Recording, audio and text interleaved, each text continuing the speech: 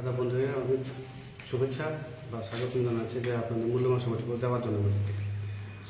আমরা 2022 সালে এসটি প্রার্থীরা আজকে আবার একটা ইমার্জেন্সি প্রেস মিট ডাকাতে বাধ্য হয়েছি। আপনারা হয়তো অবগত আছেন যে বিগত 3 বছর ধরে আমরা 2022 সালে এসটি কোয়ালিফাইড ক্যান্ডিডেট অনবরত আন্দোলনমুখী রাস্তা হেঁটে যাচ্ছি, যাতে আমাদের যে মূল দাবিটা, যে দাবিটা নিয়ে আমরা সবসময় এগিয়ে যাচ্ছি, দাবিটা হলো যেটা আমরা এখনো দেখানো আছে আপনাদের দ্বারা। এই মুহূর্তে এই দাবি নিয়ে কিন্তু আমরা আমার মধ্যে এগিয়ে যাচ্ছিলাম, এখনো আছি, আগামী দিনও থাকবো। যে যাতে 2022 সালে যখন আমরা পরীক্ষা দিয়েছিলাম, তারপরে আমাদের মুখ্য যে দাবিটা ছিল সরকারের কাছে বা রিকোয়েস্টগুলো ছিল সরকারের কাছে, যাতে যতজন কোয়ালিফাইড করেছে সবাইকে যেন শিক্ষক পদে নিয়োগ করে, সে এসটি হোক, এসসি হোক এবং ইউআর হোক, সবাইকে যেন গভর্নমেন্ট যেন কাউকে বঞ্চিত না করে যারা কোয়ালিফাইড করেছে। আমরা পূর্বতন যে শিক্ষামন্ত্রী রতন স্যার, ওনার সাথে বহুবার এই বিষয় নিয়ে কথোপকথন করেছিলাম, দেখা করেছিলাম এবং সিএম স্যারের কথা আমরা চেষ্টা করেছিলাম বিষয় তুলে ধরার জন্য, যাতে অতি সত্বর রেজাল্ট ডিক্লেয়ার করে যতজন কোয়ালিফাইড করা হয়েছে সবাইকে শিক্ষক পদে নিয়োগ করে এসটিজিটি, যারা নবম দশম শ্রেণীর শিক্ষা কাজে নিয়োজিত থাকে স্কুলগুলির মধ্যে। আপনি হয়তো অবগত আছেন যে নবম দশম শ্রেণীর শিক্ষক স্বল্পতা এখন রাজ্যে কেমন আকার মানবতাকে ধারণ করে আছে।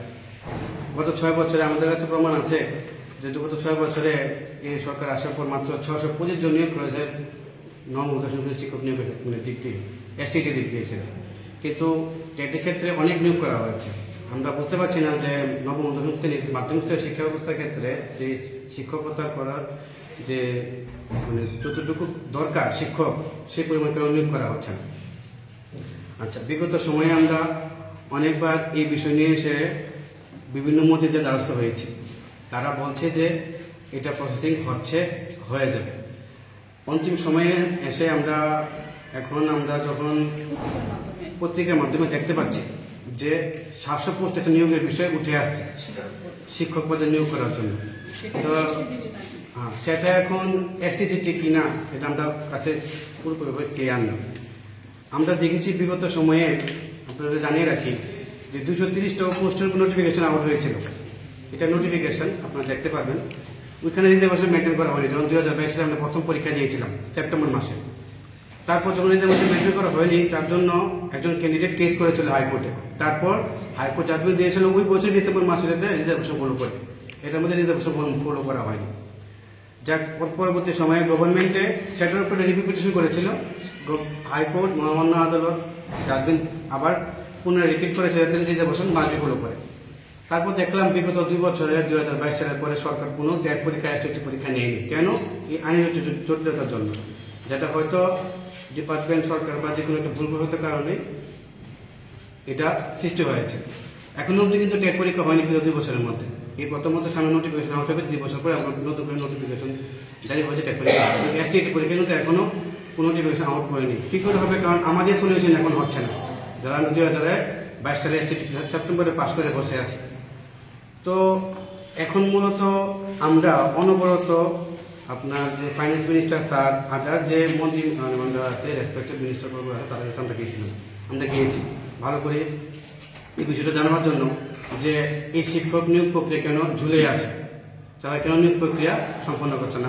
আমরা আপনার থেকে বেশি সময় নেব না, সংক্ষিপ্ত আকারে আপনাকে বলছি জিনিসটা যে যদি 700 শিক্ষক নিয়োগ করে এবং সেটার জন্য এসটিটির জন্য হয়, আমরা যখন কোয়ালিফাইড করেছি, আমরা আপনার রেজাল্ট কিন্তু এখনো প্রকাশ করেনি ডেরিভেটির মাধ্যমে।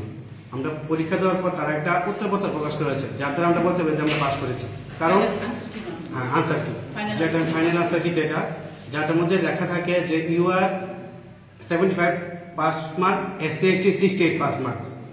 আজকে যদি এটা বলা হয় যে 700 পোস্ট দেওয়া হয়, 700 অ্যাপ্লিকেন্ট আছে আমাদের, তাহলে আমি অ্যাপ্লিকেন্ট ধরতে পারি যে তারা উপযুক্ত। তাহলে এখন যখন আমরা অনবরত 2 বছর ধরে রিকোয়েস্ট করে যাচ্ছি, বিশেষ করে এখন তো দপ্তরের মুখ্যমন্ত্রী স্যার নিজে, ওনার কাছে বরাবর আমরা রিকোয়েস্ট করে যাচ্ছি যাতে যারা এই 75 ইউআর এবং এসসি এসটি 68 ক্রস করেছে সবাইকে যেন নিয়োগ করা হয়। কারণ গত 6 বছরে নবম দশম শ্রেণীর এসটি টিচার একদম কম মাত্রায় নিয়োগ করেছে, 625 জন, এবং যেটা যে খালিটা সেটা পূর্ণ করতে গেলে অনেকটা টিচার নিয়োগ করা খুবই দরকার। আজকে এমন কোনোদিন বাদ নেই যে প্রত্যেক উঠছে না, এমন কোনো মহকুমা বাদ নেই যেখানে ছাত্রছাত্রীরা রাস্তা বসে আন্দোলন করছে না সাবজেক্ট টিচারের জন্য, মাধ্যমিক স্তরের শিক্ষক নিয়োগ করার জন্য। আপনার বিআরপি সিআরপি দিয়ে ক্লাস করিয়ে আপনার আপনার প্রাইমারি সেকশনে দিয়ে ট্রান্সফার উপরে দিয়ে ক্লাস করিয়ে জোড়াতলে দিয়ে শিক্ষা ব্যবস্থা উন্নতি করা সম্ভব না। আমরা বারবার দাবি রাখছি যাতে শিক্ষককে নিয়োগ করে।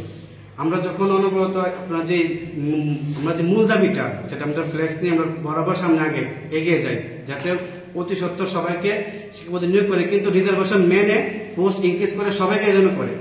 আজকে যখন 230 নোটিফিকেশন আউট হয়েছিল, হাইকোর্ট যখন বলেছে রিজার্ভেশন ফলো করতে, তো অটোমেটিক ওখানের মধ্যে এসটি পোস্ট কমে যায়।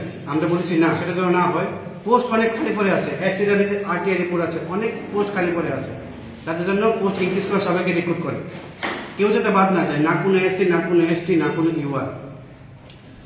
এখন যখন 700 পোস্ট আসছে কথা বলছে, সেটা যদি আমাদের জন্য হয়, যদি তার মধ্যে সবাই আসে ভালো কথা, যদি সকল কেন্দ্রে আসে, যদি না আসে তাহলে আমি রাজ্য সরকারের কাছে আমরা ভালোভাবে আমরা বিনিময় আবেদন রাখবো, যাতে ওনারা ভালোভাবে এই জিনিসটা দেখে, এবং যদি কোনো ক্যান্ডিডেট বাকি থাকে যারা পাস করেছে কিন্তু পায়নি ও শাসন দেয়, তাদের জন্য অতি সত্ত্বর পোস্ট ইনক্রিজ করে। পোস্ট অনেক পরে আছে, আপনি দেখবেন মিডিয়ার মাধ্যমে অধিবেশনে সিএম স্যার কিন্তু নিজে বলেছে এসটিটির 1200-1300 পোস্ট খালি পড়ে আছে। তাহলে পোস্ট পড়ে আছে, কোয়ালিফাইড ক্যান্ডিডেট পড়ে আছে, ফাইন্যান্স মিনিস্টার বলছে যে ফাইন্যান্সের অভাব নেই, তাহলে কেন নিয়োগ করছে না পোস্ট ইনক্রিজ করে সবাইকে? এখন কথা হলো যে গভর্নমেন্ট যেহেতু 230 পোস্ট থেকে 700 পোস্ট যদি বেড়ে থাকে আমাদের জন্য, তাহলে যেন সবাইকে নিয়োগ করে যারা পাস করেছে।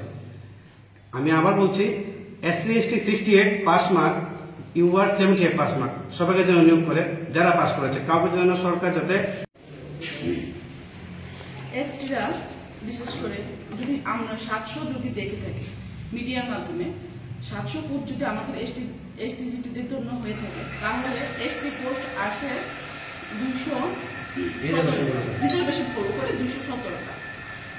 তাহলে যদি 217 আসে, তাহলে দেখা যাচ্ছে যে আমাদের প্রথমে 230-এর মধ্যে এসটিদের পোস্ট ছিল 172, তো এখন বেড়েছে অনলি 45, মানে 172, আর এদিকে 45 বেড়ে হয়েছে 270, মানে 700 পোস্ট যদি আমরা ধরি, তাহলে আমি বলবো যে এটা এসটিদের সাথেও ইন্ডিভিজুয়াল ডিফারেন্স করা হচ্ছে। কারণ এসটির পোস্ট যে জায়গা খালি আছে, সেই জায়গা কেন এসটিদেরকে বঞ্চিত করা হচ্ছে?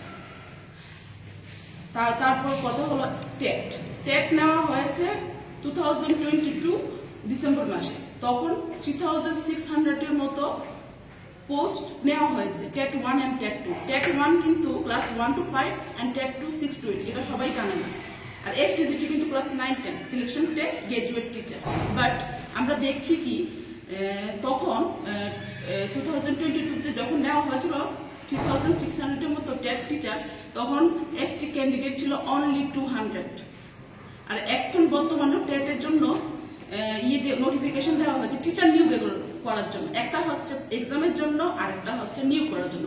নিয়োগের মধ্যে দেখা যাচ্ছে টেট 1-এ আছে 1099 পোস্ট, তারপর আর টেট 2-তে দেখা যাচ্ছে 479 বা 67 মেবি, কিন্তু সেখানে পাশ করা ST qualified candidate only 12 to 14, যে জায়গা এসটিজিটিতে কোয়ালিফাইড ক্যান্ডিডেট প্রচুর আছে, পোস্টও বেশি আছে। আমরা আরটিআই এর মাধ্যমে জানতে পেরেছি 2022-তে 5000 অ্যাবাভ পোস্ট এসটিজিটিতে খালি আছে। যেহেতু 2022-তে 5000 অ্যাবাভ পোস্ট খালি আছে এসটিজিটি সিলেকশন টেস্ট গ্রাজুয়েট টিচারদের জন্য, তো বর্তমানে 2025-এ এসে দাঁড়িয়ে সেই পোস্ট আরো বেড়েছে। যদি আমাদের সবাইকে একসাথে নিয়োগও করে, তারপরও যারা নেক্সট এক্সাম দেবে ওদের কোনো প্রবলেমই হবে না। তো টেট যেহেতু গভর্নমেন্ট একসাথে নিয়োগ করতে পারে, তো এসটিজিটি কেন না?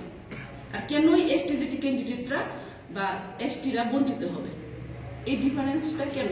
যে জায়গা আমাদের মন্ত্রী স্যার বিকাশ দেবনা ট্রাইবাল ওয়েলফেয়ারের মধ্যে উনি বলেছিলেন এক সময় যে এসটিরা কেউই বাদ যাবে না, তো এখন এর দেখা যাচ্ছে যে 700-র মধ্যে তো অনলি 270 পোস্ট এসটিরা, মানে 172-এর মধ্যে 45 পোস্ট বেড়েছে। তো এরকম কেন হবে? আমার প্রশ্ন হচ্ছে এটা।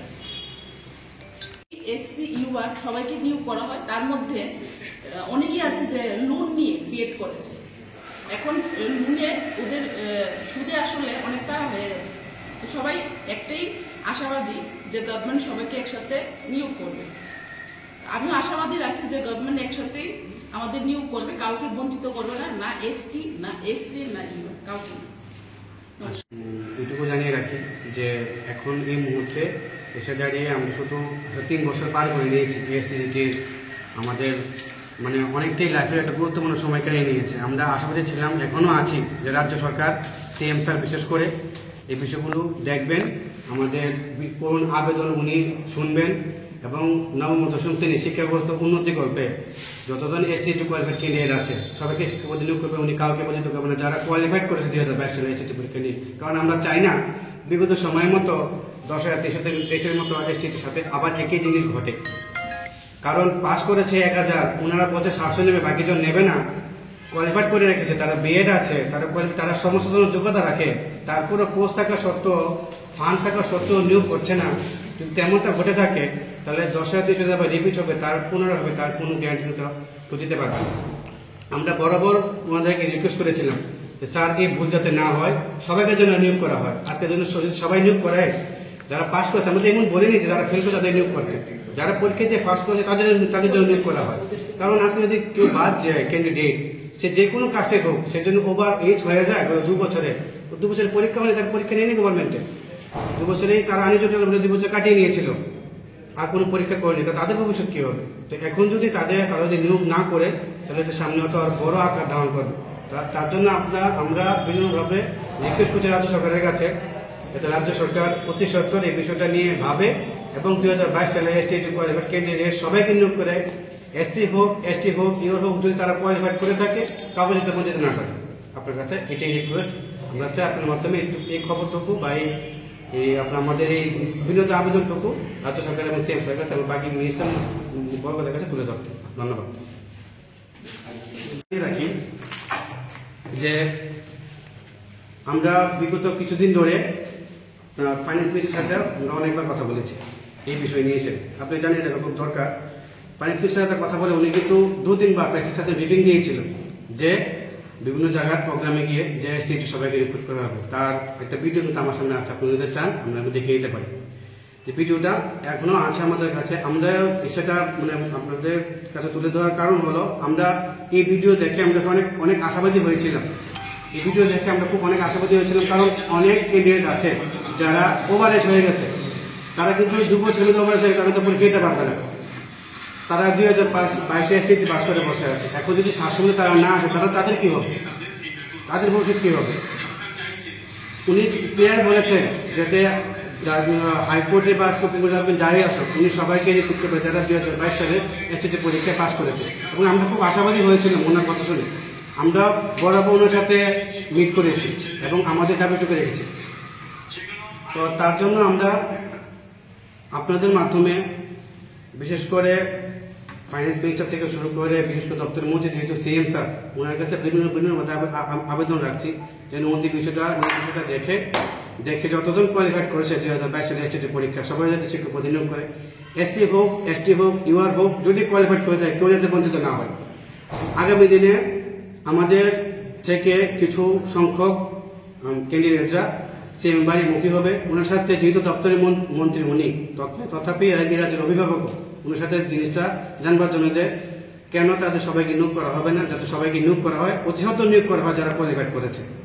আর যদি এই প্রবলেমের সলিউশন না হয়, আজকে আমরা বিগত সময় আপনি দেখেছেন আমরা বিভিন্ন জায়গাতে আন্দোলন করেছি, কোথাও অনেক সময় টিআইবিটির সামনে, কোথাও সিটি সেন্টার, কোথাও রাজবাড়ির সামনে, কোথাও মন্ত্রীবাড়ির সামনে। সেই আন্দোলন কিন্তু বরাবর চলতে থাকবে, অর্থাৎ আগামী দিনে সেটা আরো বড় আকার ধারণ করবে। আচ্ছা, আমার পরে আমার বাকি